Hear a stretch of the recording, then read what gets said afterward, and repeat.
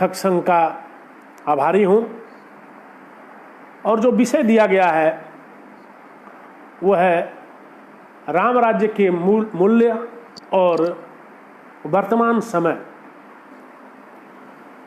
बंधुओं, ये जो राम राज्य के मूल्य का मामला है ये बड़ा ही महत्वपूर्ण है और महत्वपूर्ण इसलिए है कि जो तत्कालीन समय होता है, धार्मिक जीवन हो, चाहे राजनीतिक जीवन हो, चाहे शिक्षा का क्षेत्र हो, प्रत्येक क्षेत्र में आप देख रहे हैं बहुत तेजी से क्षरण हो रहा है।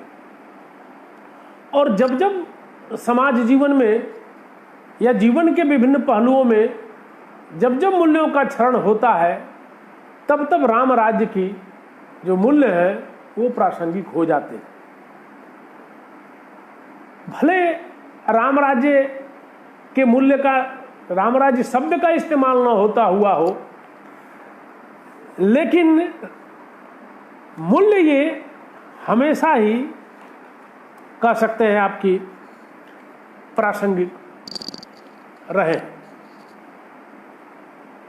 सुनील प्रकाश भारद्वाज जी आ गए हैं, उनको भी सादर नमस्कार। एक मिनट के लिए एक चीज मैं सामने करके आता हूँ, बात करता हूँ। एक मिनट।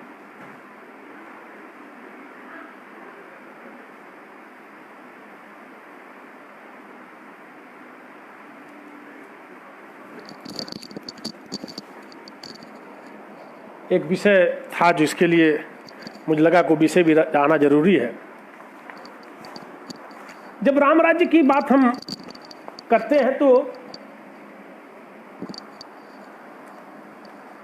इनके जो मूल्य हैं या इन राम राज्य के जो मूल्यों की चर्चा है वो हमको पूर्व के समयों में भी, यानी महाभारत काल में भी आप देखें तो महाभारत काल में भी इस पर लिखा गया है। शतपथ ब्राह्मण में भी लिखा गया है, राष्ट्र में वह विषया हंति तस्माद राष्ट्री विषम धातु का विषमे व राष्ट्रा याद्याम करोति तस्माद राष्ट्री विस्मति। अर्थात निरंकुश छात्र शक्ति प्रजा को खा जाती है। क्षत्रिय धर्म की बात की जाती है, छात्र धर्म की बात की जाती है। आप देखें तो महाभारत में इसका कई उदाहरण मिलते हैं। मुझे लगता है कि जब इसकी चर्चा हम अगर वेदों तक जाएं तो शायद उसमें भी इसके बहुत सारे उदाहरण आपको मिलेंगे। यानी ये जो राम राज्य के मूल्य का मामला आता है उसका सीधा संपर्क समाज की तत्कालीन परिस्थितियों से होता है। जब जब समाज में मूल्यों की गिरावट आती है, जब जब समाज मूल्यों से दूर होता है, तब तब राम राज्य की बात प्रासंगिक हो जाती है। अब एक बात जब मैं शुरू करूं तो मुझे लगता है कि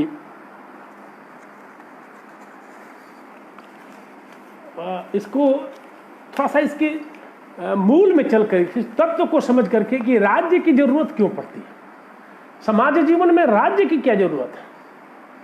क्या बिना राज्य सत्ता के या राज्य नामक संरचना के क्या समाज ठीक नहीं चल सकता क्या? बंधुओं, जब मानव समूह खड़ा होता है तो आप सभी जानते हैं कि समूह के सतत गतिशील होने के लिए कुछ मूल्यों की जरूरत होती है। और ये जो मूल्य हैं ये बाहर के नहीं होते हैं, ये समाज द्वारा ही तय होते हैं। आप इसको देख सकते हैं, किसी भी समूह में कोई भी नया समूह गठित होता है जिसमें भिन्न भिन्न पृष्ठभूमि के लोग जब एकत्रित होते हैं तो वो समूह अपने गति के लिए, अपने को जीवंतमान बनाए रखने के लिए कुछ न कुछ मूल्य निर्धारित करता है और उन्हीं मूल्यों के आधार पर वो समूह आगे बढ़ता है।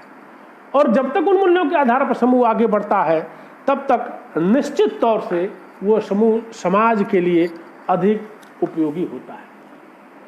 ऐसे ही जब समाज के मूल्यों को सतत गतिशील बनाने के लिए हमें राज्य सत्ता की जरूरत पड़ी थी। राज्य की जो संरचना थी उसकी जो आवश्यकता पड़ी कि हमारा जो समाज जीवन है वो जीवंत मान रह सके, उसमें दोष ना आने पावे, और दोष आए तो उन दोषों से मुक्त करने के लिए हमें एक संस्था की, एक संरचना की, एक ऐसी व्यवस्था की जरूरत थी जिसके माध्यम से हम अपने समाज जीवन को सुचारू रूप से गतिशील कर पाए। तो मुझे ऐसा लगता है, यह मेरी अपनी परिकल्पना हो सकती है, आप कह सकते हैं, कि समाज जीवन में मूल्यों के आधार पर जीवन को आगे बढ़ाने के लिए हमने स्वयं ही राज्य नामक संरचना को स्थापित किया।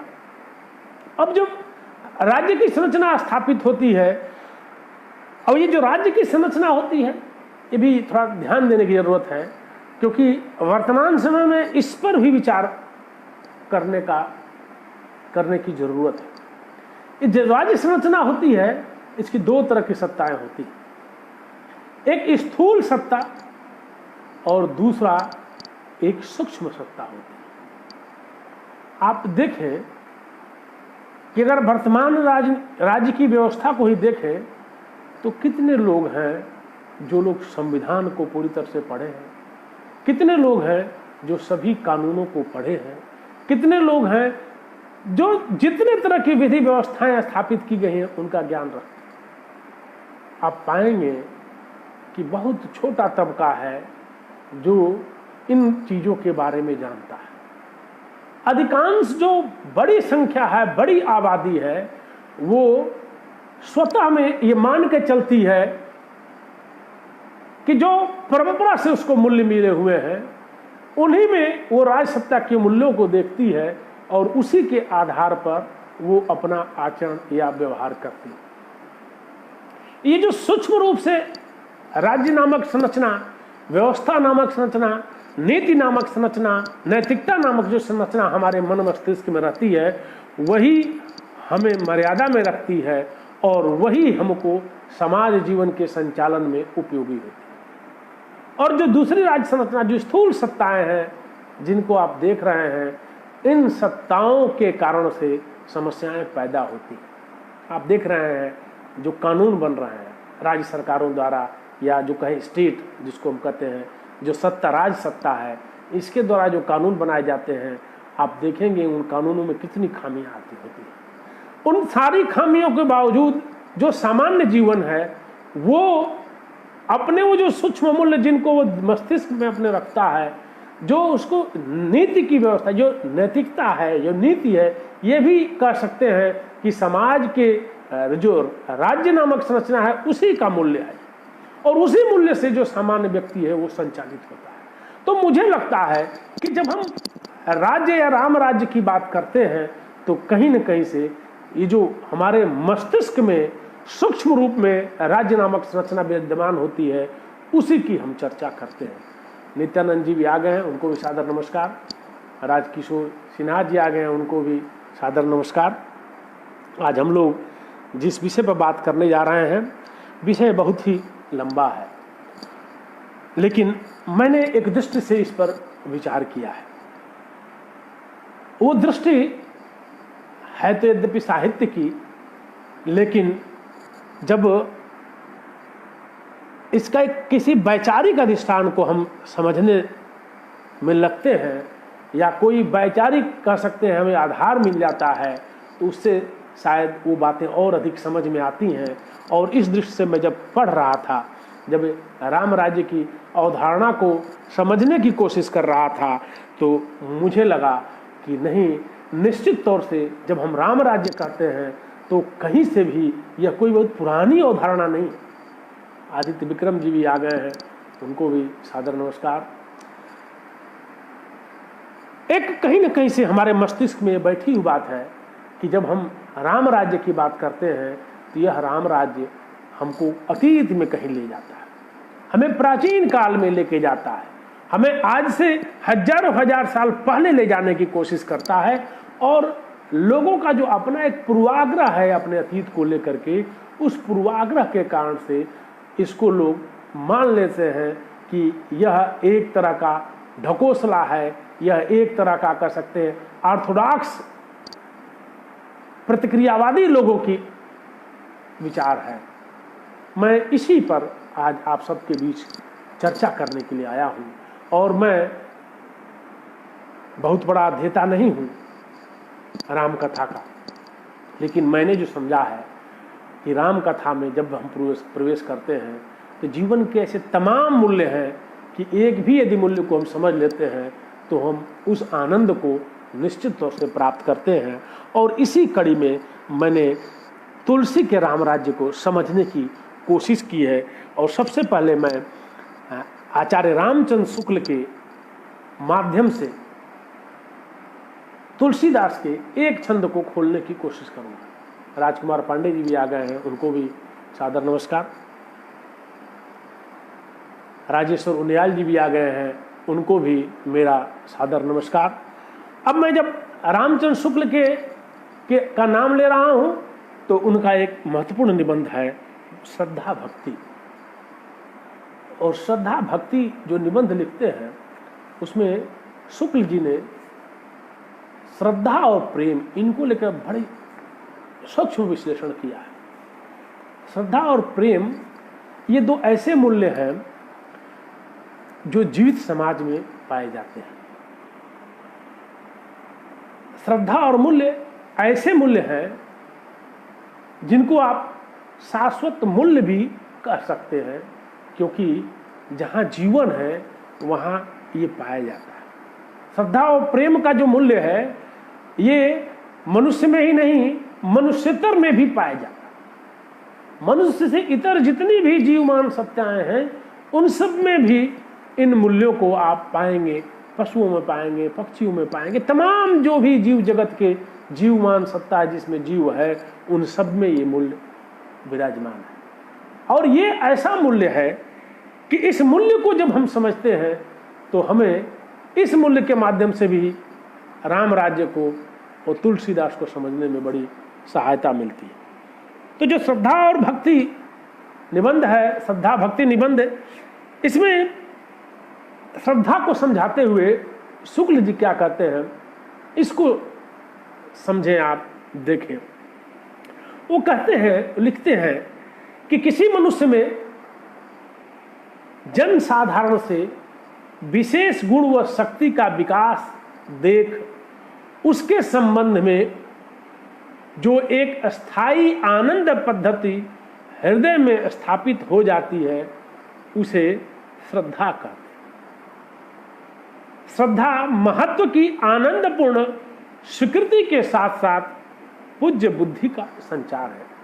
बंधुओं, इस राम राज्य की जो पूरी की पूरी अवधारणा तुलसीदास ने दी है उसमें एक छंद को मैं श्रद्धा और प्रेम के माध्यम से खोलूंगा और फिर शेष सारी बातों पर मैं आपसे और विस्तार से चर्चा करूंगा। जब वो श्रद्धा की बात करते हैं तो श्रद्धा क्या है? ये मनुष्य का गुण है। मनुष्य में श्रद्धा का विकास कब होता है? जब किसी दूसरे व्यक्ति में, किसी मनुष्य में कुछ विशेष गुण, कोई विशेष शक्ति का विकास दिखाई देता है। यानी जो मानवीय गुण है हमारे अंदर है, जो उच्च मानवीय गुण है, जो समाज के लिए सबसे अधिक उपयोगी हैं, वे उच्च मानवीय गुण जब हमारे में दिखलाई देने लगते हैं तो है।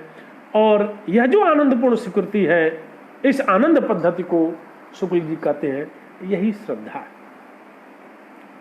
इसमें जो दो बड़ी महत्व की बात है, विशेष गुण है, विशेष शक्ति।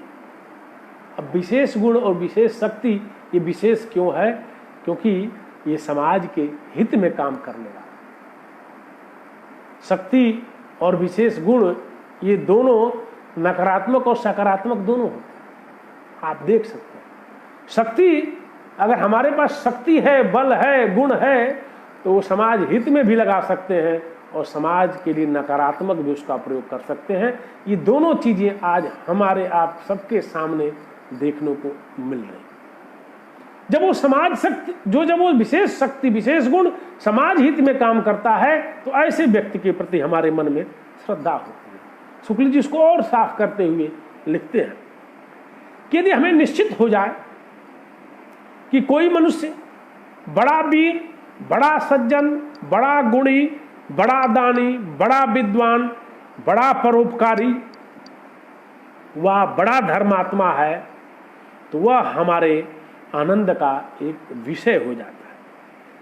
हम उसका नाम लेकर या उसका नाम आने पर प्रशंसा करने लगेंगे, उसे सामने देख आदर से सिर नवाएंगे, किसी प्रकार का, ये भी बड़ा महत्व का विषय है, आप ध्यान दीजिएगा, किसी प्रकार का स्वार्थ न रहने पर भी हम सदा उसका भला चाहेंगे, उसकी बढ़ती से प्रसन्न होंगे और अपनी पोषित आनंद पद्धति में व्याघात पहुंचने के कारण उसकी निंदा न कर सकेंगे। यानी ऐसे व्यक्ति जिसके में ये विशेष गुण हैं, जिसके में विशेष शक्ति है, उसके विपरीत अगर कोई बात कहता है, यानी उसकी कोई निंदा करता है, तो उससे जो हमारी आनंद पद्धति है, जो हमारा श्रद्धा का मूल्य है, उसमें व्याघात पहुंचता है और इसीलिए हम उसको सह नहीं सकते। एक और बड़ी बात यही महत्व है, ऐसा किसके कारण से है? ऐसा उन कर्मों के कारण से, व्यक्ति के उन कर्मों के कारण से हमारे हृदय में श्रद्धा के भाव का संचार हो। ये जो यानी हमें लगता है कि उस व्यक्ति का होना संसार के लिए वांछित है।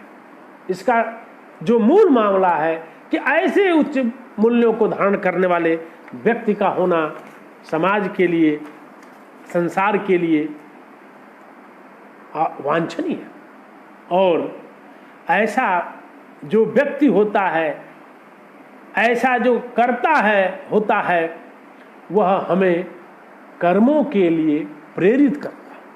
आप श्रद्धा के इन विशेष विशेष मूल्य जो है उनको आप यदि ध्यान में रखेंगे तो और बड़ी बात या कह सकते पूरी बात समझ में आपको आएगी। यानी आप श्रद्धा हम जिसके प्रति करते हैं, शुक्ल जिसको विस्तार से कहते हैं, हम जिसके प्रति श्रद्धा करते हैं, हम चाहते हैं कि लोग उसके प्रति श्रद्धा करें।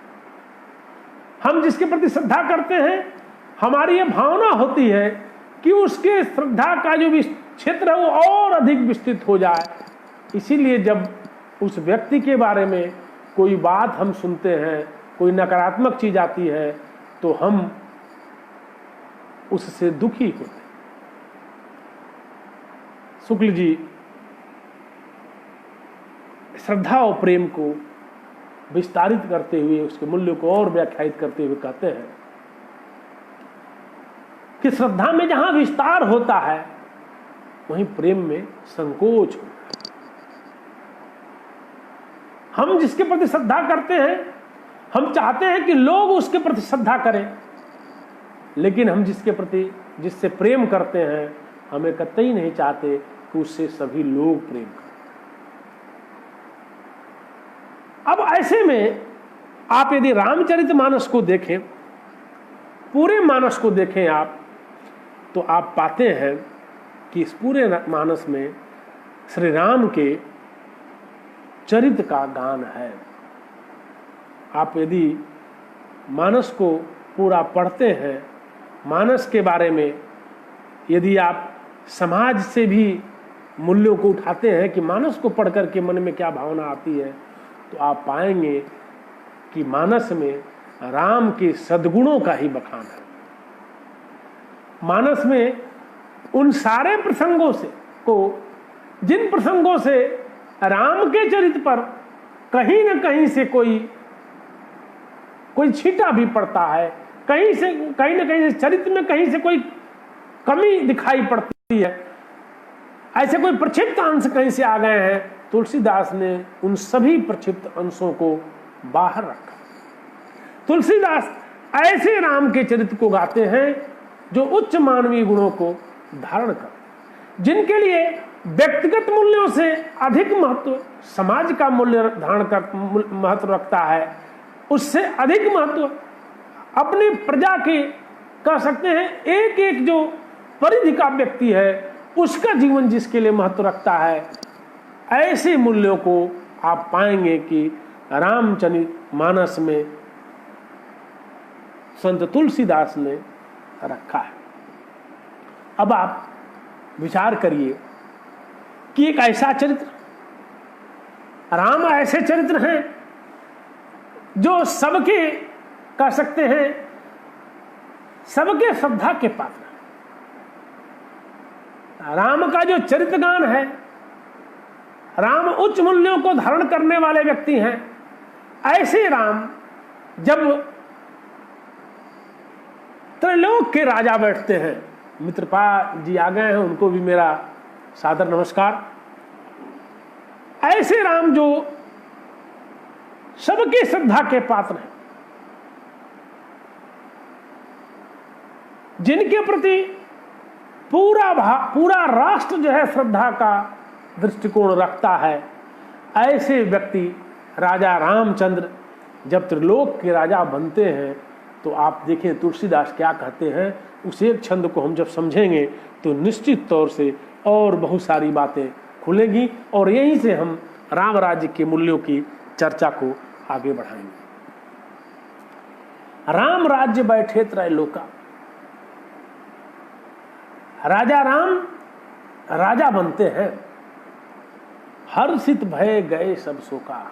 कल्पना कीजिए, विचार कीजिए और व्यवहार में देखिए, जब एक छोटी से छोटी इकाई का प्रमुख व्यक्ति सबकी श्रद्धा का पात्र हो करके और उस सत्ता पर विराजमान होता है, कहते हैं उस समूह का कोई एक व्यक्ति किसी सत्ता प्रतिष्ठान पर जब बैठता है तो पूरा समूह हर्षित हो जाता है, सब प्रसन्न हो जाते हैं।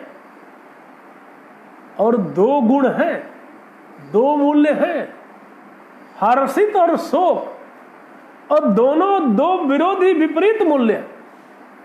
यह संभव नहीं है कि आप हर्षित हो शोक भी रहे, या आप शोक में भी हो और हर्षित भी हो सकते। जो शोक में जाएंगे प्रसन्नता चली जाएगी, और जो प्रसन्नता आएगी शोक चला जाएगा।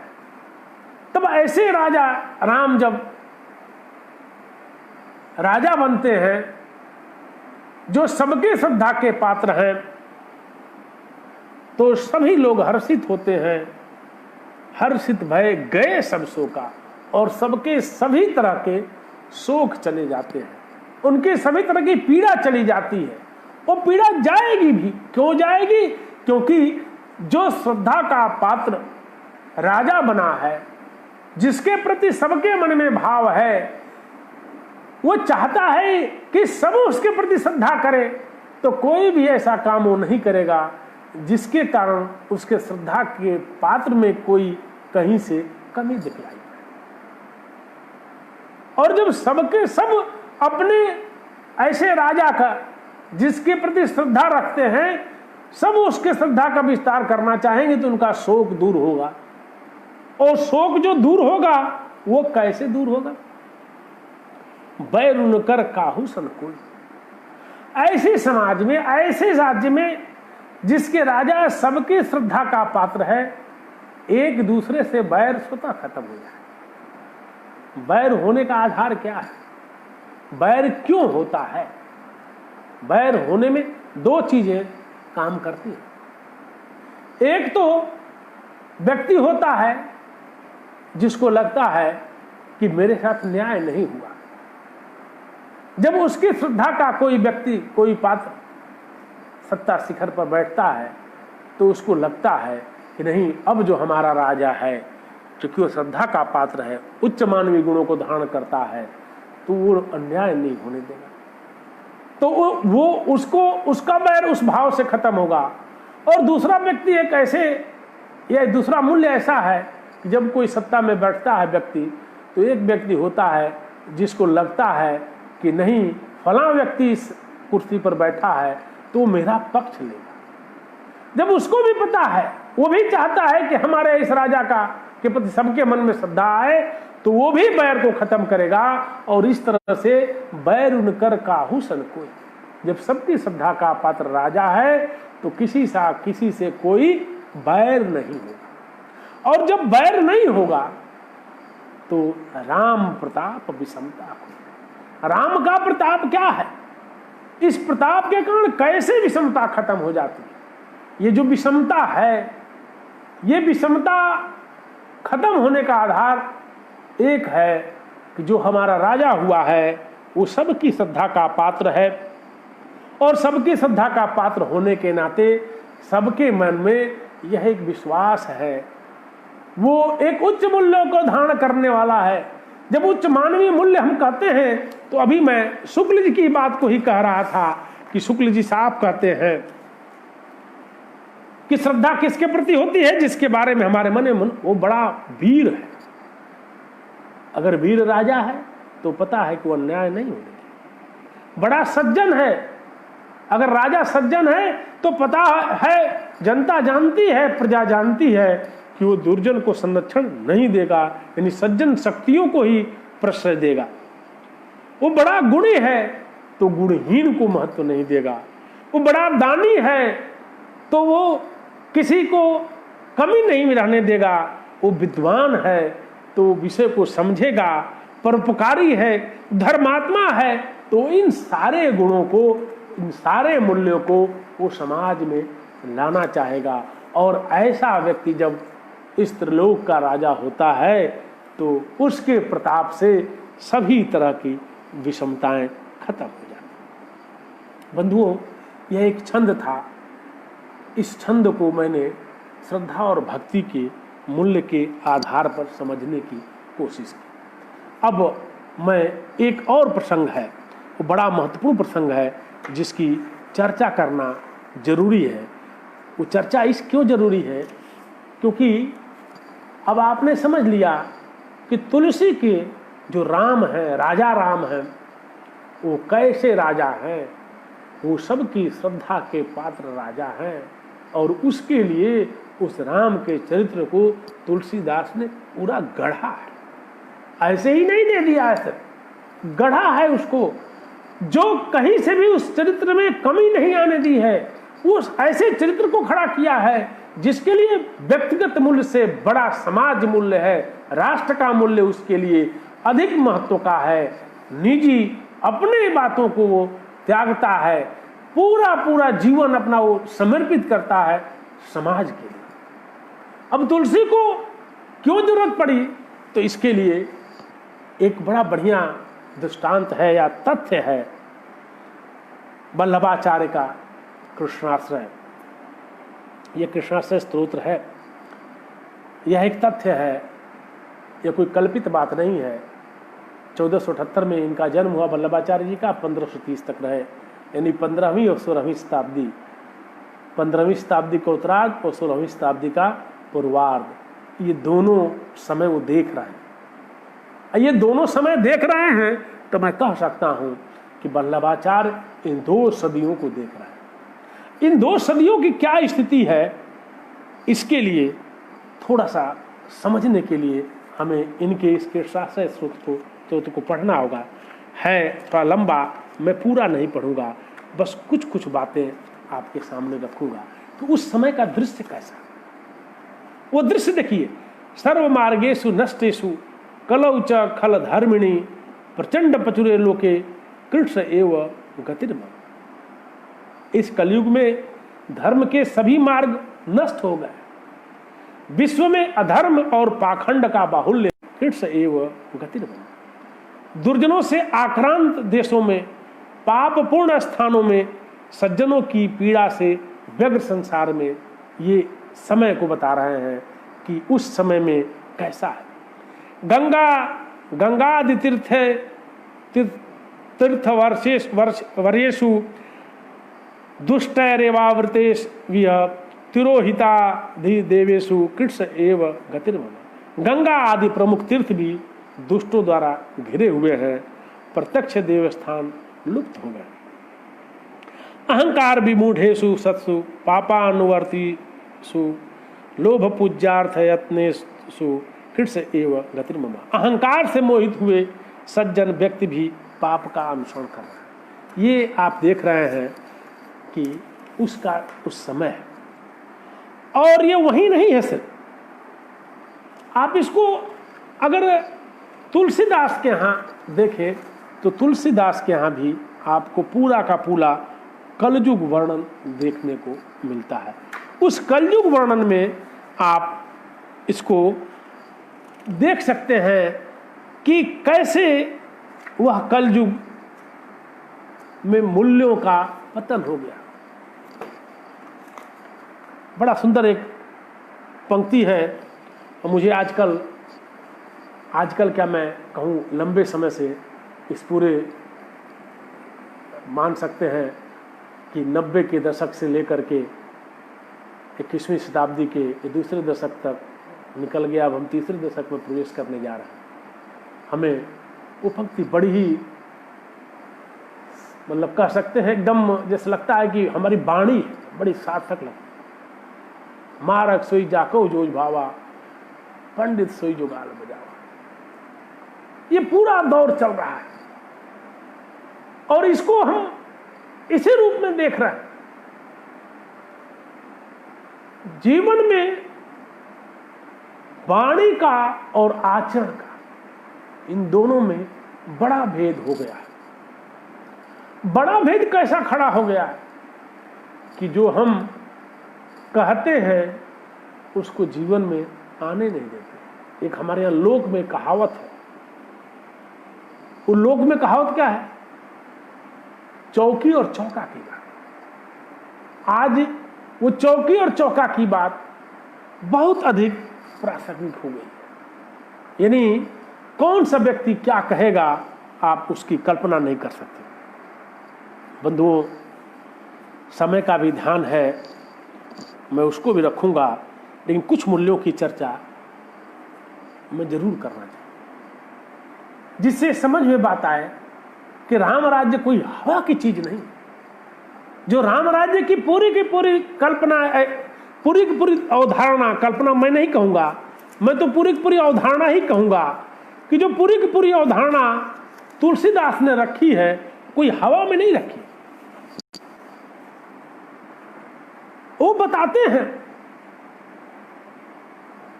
कि राज्य, राम राज्य का आधार क्या है। एक मूल्य है, मैं सारी बातों को समेटते हुए यदि एक लाइन में कहूं, एक मिनट रुक जाएगा आप लोग, थोड़ा हमने वो नहीं किया है।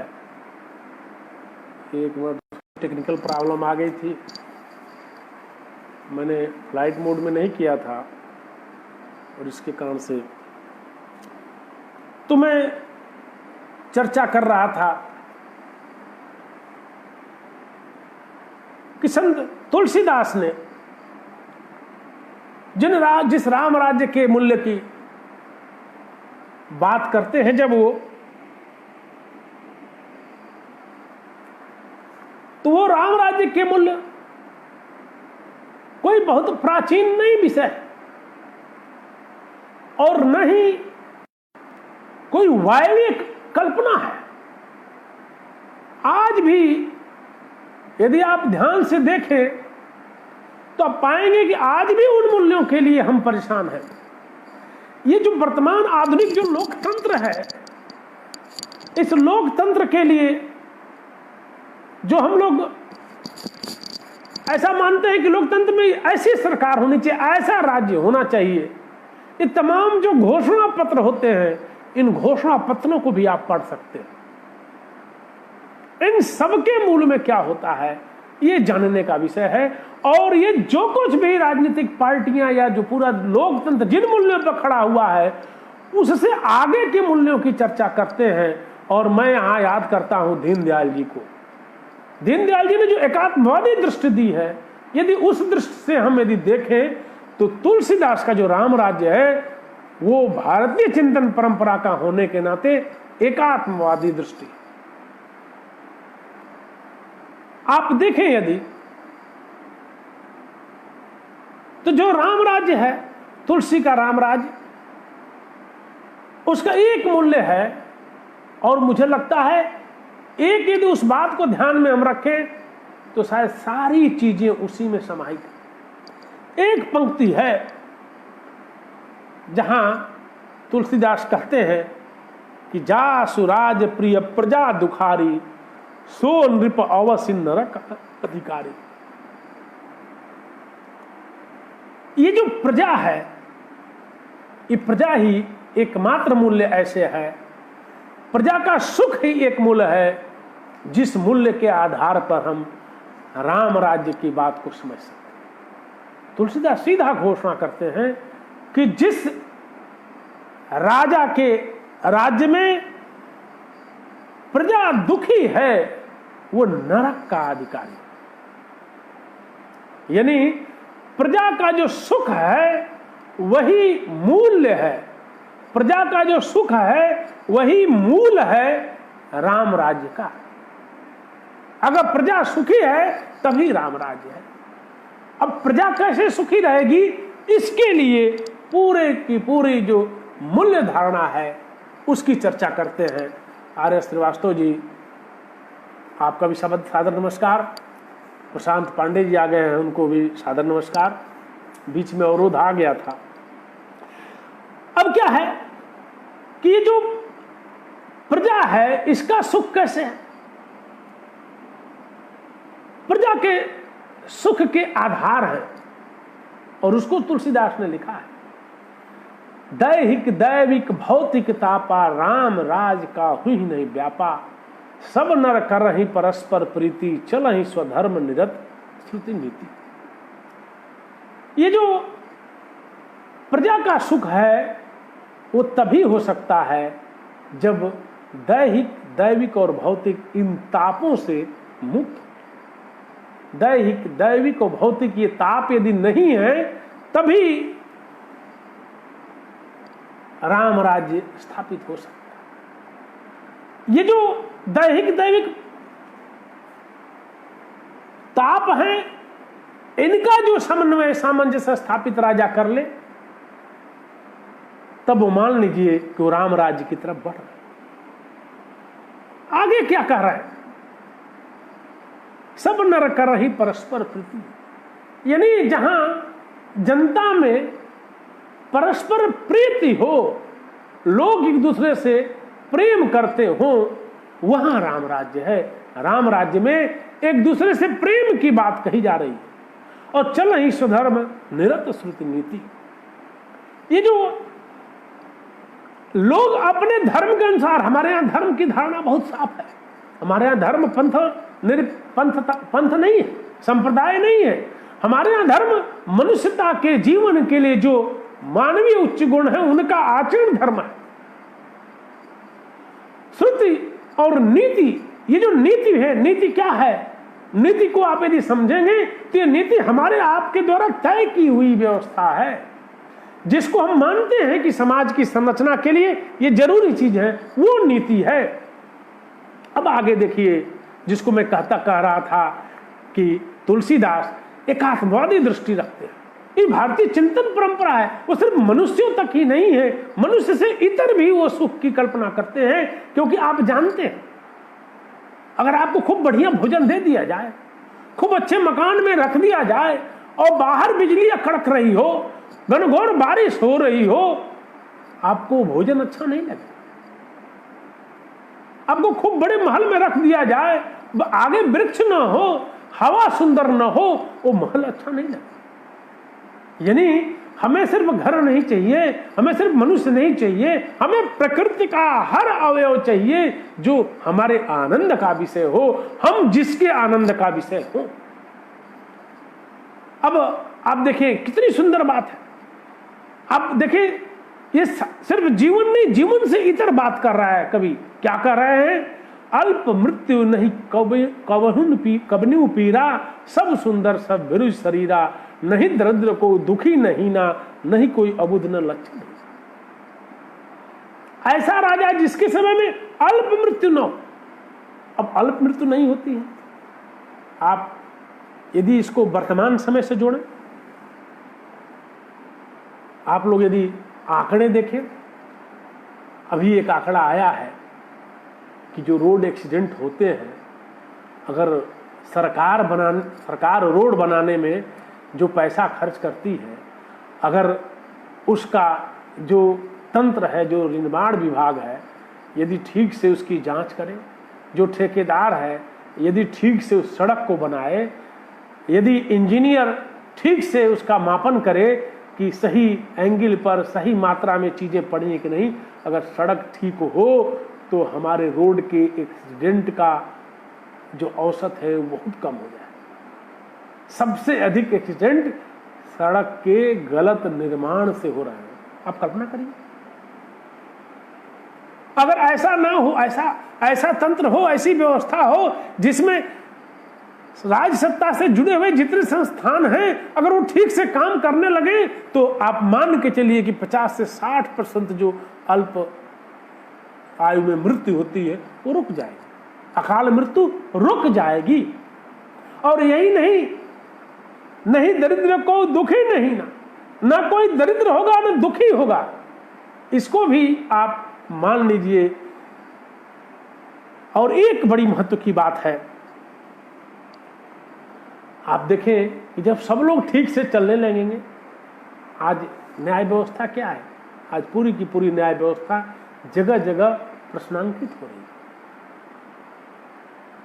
आप देखिए राम राज्य में न्याय व्यवस्था के लिए क्या कह रहा है रचनाकार कह रहा है कि दंड जतिन कर भेदतः जहां नर्तक नृत्य समाज और जीत हूं मन ही सुनी अस रामचंद्र के पास।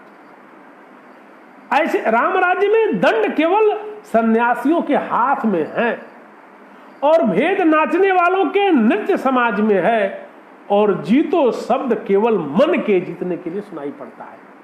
आप कल्पना कीजिए, दंड जो है अब वो शब्द ही नहीं रह गया, अब दंड शब्द नहीं रह गया। मतलब क्या, किसी भी समाज में वो शब्द होता है, कैसे होता है, आपको एक उदाहरण दूं।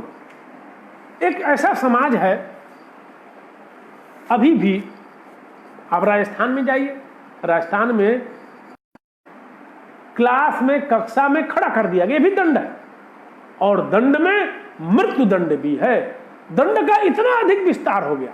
दंड ये भी है कि अगर आप किसी से नाराज हैं तो उसको दंड क्या देते हैं, उससे संवाद नहीं करते हैं, उसको अवॉइड करते हैं, उससे मुंह फेर लेते हैं। दंड का इतना अधिक विस्तार है। दंड के अर्थ में इतना अधिक विस्तार होने का मतलब हमारे जीवन में अन्याय की व्यवस्था, हमारे जीवन में जो अधर्म की व्यवस्था वो इतनी बढ़ गई है कि हमें हर जगह दंड की जरूरत पड़ रही है। लेकिन वो ऐसा समाज था जिसमें दंड केवल एक अर्थ में प्रयुक्त होता था, यानी सन्यासियों के हाथ में जीतने की बात। कितना सुंदर विचार है ये। जीतने में जहां जीतते हैं वहां कोई हारता है। आप बता दीजिए, हम लोग जीत के लिए क्या शब्द इस्तेमाल करते हैं? हम लोग कहीं भी हार जीत में जीतता है या हारता है उससे कहते हैं कि आप लोग स्पोर्ट स्पिरिट रखिए, खेल भावना रखिए। अब खेल भावना का मतलब क्या है? खेल भावना का मतलब ये हुआ कि आपने जब अधिक अच्छा खेला तो आप जीते, दूसरा पराजित हुआ, कल को वो अच्छा खेलेगा तो वो जीतेगा, पराजित। लेकिन यह राज्य कैसा है? यहां जीत शब्द का अर्थ एक ही है और वो किस लिए है? मन के जीतने के लिए। भेद कहां है? तो नृत्य समाज में ही भेद है। आप कल्पना कर सकते हैं, मैं तो कहता हूं कि जो तुलसी का राम राज्य है, तुलसी के जो राम राज्य की पूरी जो धारणा है, ये धारणा सिर्फ वायवी नहीं है, इस धारणा का व्यापक आधार है। बंधुओं, अधिक समय हो रहा है, मैं अधिक समय नहीं लूंगा और मुझे लगता है कि इस पर और अधिक कभी फिर हम लोग चर्चा करेंगे। आखिर में एक दो बात कह के अपनी बात को मैं पूरा करूं। राम राज्य में हम तो मनुष्यों की बात करते हैं, तुलसीदास या भारतीय चिंतन परंपरा उससे आगे बढ़ के बात करते हैं। फूल ही फर ही सदा तरुकानन रहि एक संग गज पंचा।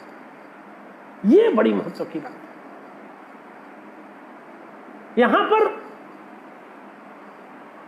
हमेशा फूल ही फर ही सदा तरुकानन, ये जो हमारे वृक्ष हैं, वन हैं, वो हमेशा फूलते फलते रहते हैं और एक ही साथ गज और पंचानन एक ही साथ रहते हैं। और लंबी बात इन्होंने कही है। अब हम जब इस बात को कह रहे हैं, वृक्ष फल देते हैं, आगे तुलसीदास कहते हैं कि वृक्ष बिना मांगे ही फल दे देते हैं। आपके अंदर भावना आई, वृक्ष से एक फल गिर गया।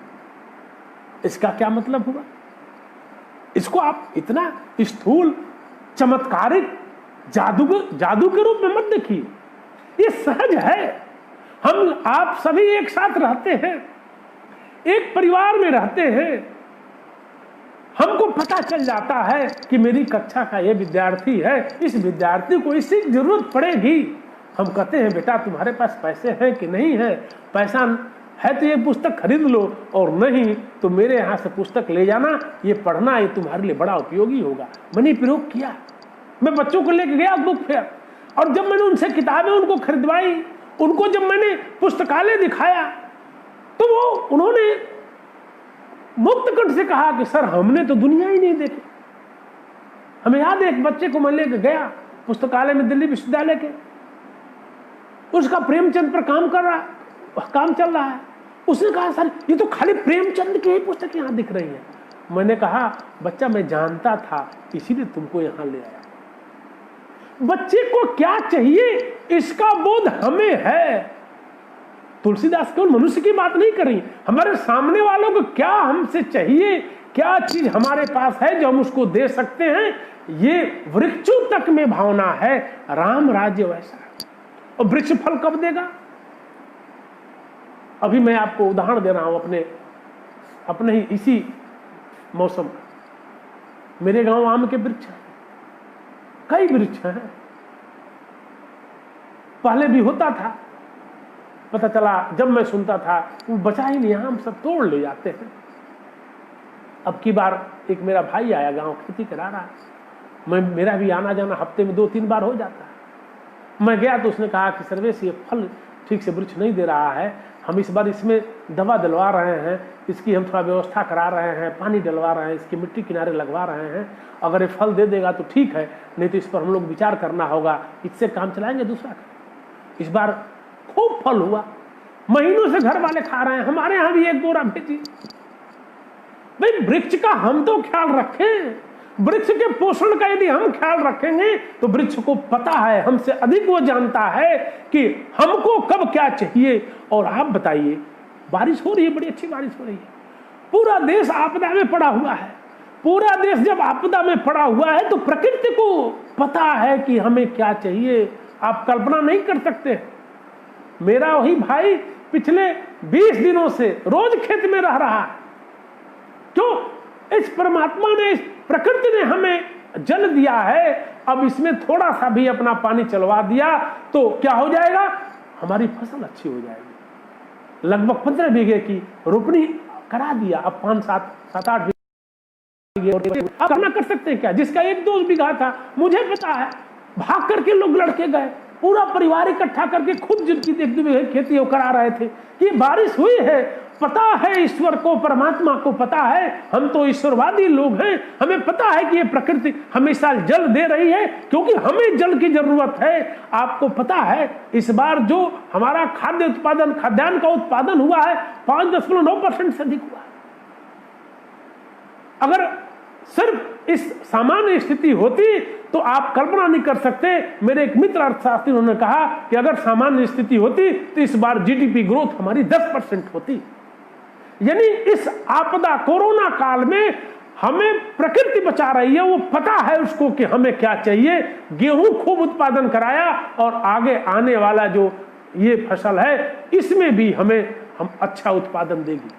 बंधुओं, ये तुलसीदास कह रहे हैं, ये राजा पर निर्भर करता है, क्योंकि ऐसा राज हो जिसमें लोग आपस में ही प्रीति न करें, प्रकृति के साथ भी उनका प्रेम और व्यवहार चले। बंधुओं, और आगे जो देखिए 2 पंक्तियां कह करके और मैं अपनी बात को खत्म करूंगा। बड़ा सुंदर एक और चित्र है, सीता मैया का चित्र है।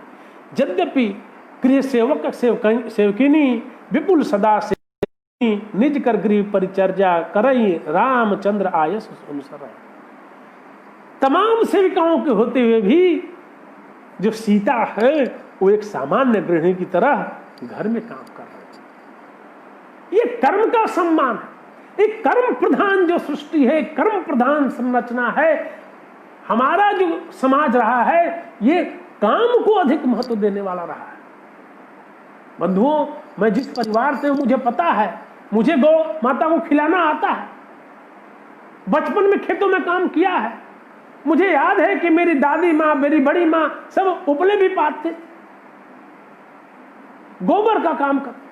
हम लोग उस प्रकृति, उस संस्कृति के अंग रहे हैं जहां श्रम को महत्व दिया गया है। सीता रानी है लेकिन घर में सामान्य गृहिणी की तरह काम कर रही है। आज कौन सा मूल्य हो गया? आज मूल्य ये हो गया, हमने पढ़ लिया, हम गाय पालेंगे, हम गौपालन क्यों करेंगे, हमें तो नौकरी चाहिए। हम श्रम की संस्कृति से दूर हो गए। मैं अपने अनुभव से बता रहा हूं। मैं तो एक कॉलेज में हूं। कॉलेज में मैं देखता हूं कि जो हमारा परिचर है वो भी अपना काम नहीं करता। जो हमारा बाबू है वो भी रहता, मैं नहीं लिखूंगा। मैं कहता हूं भाई श्रम करने में कौन सी परेशानी है, मैं तो सारा काम कर लेता हूं, क्लास में पढ़ा भी लेता हूं, कागज का काम जितना कहे वो भी कर लेता हूं, और जरूरत पड़ने पर टेबल बेंच भी हम ठीक कर लेता हूं। हम लोग तो कार्यकर्ता हैं। कर्म करने में कौन सी दिक्कत? अलबत्ता इससे तो महत्ता बढ़ जाती है। जब मैं अपने कार्यक्रमों में दरी बिछाने लगता हूं तो मेरे साथ के लोग दौड़ पड़ते हैं। बच्चे, मेरे विद्यार्थी दौड़ पड़ते हैं, अरे सर आप क्यों करेंगे? मैं क्यों नहीं करेंगे? कोई भी श्रम का कार्य वो हीन कैसे हो सकता है? और श्रम को महत्ता इस संस्कृति में रही है।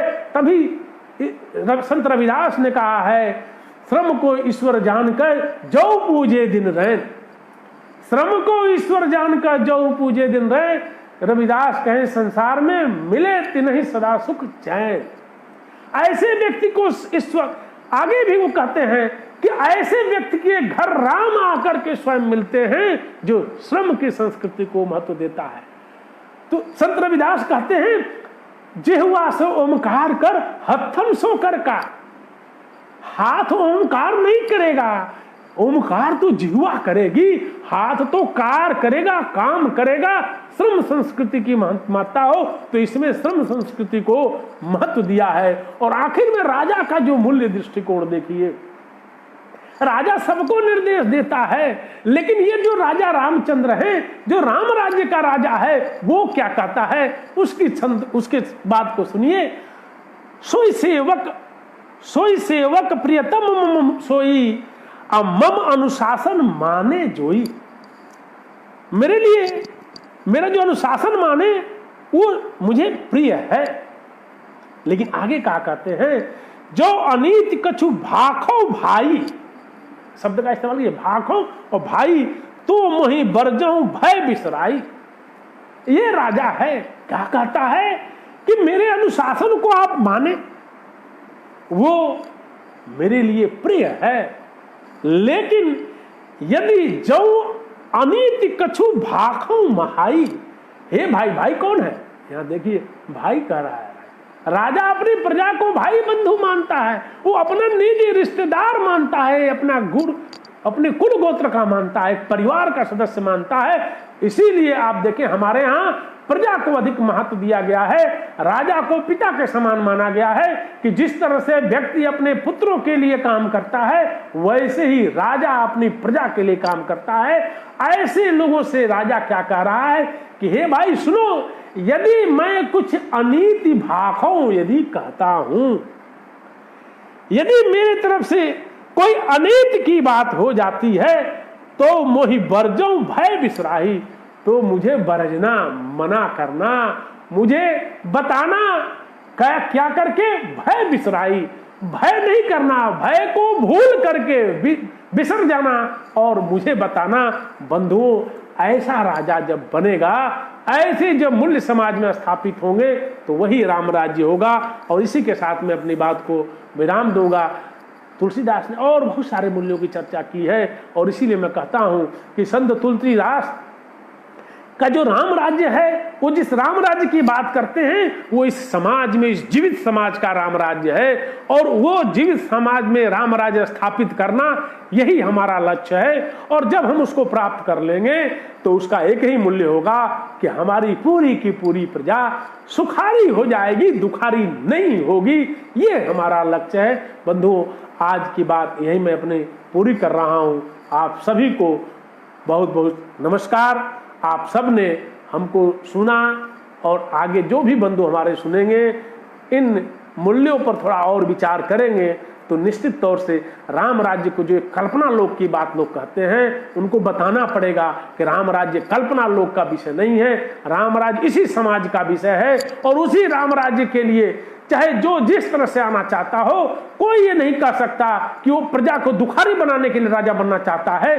तो आज के लोकतांत्रिक मूल्यों की दृष्टि से भी राम राज्य से बड़े सुंदर, अच्छे और राज्य की कल्पना या राज्य की स्थापना नहीं की जा सकती। इसी के साथ आप सभी को बहुत बहुत धन्यवाद, बहुत बहुत धन्यवाद।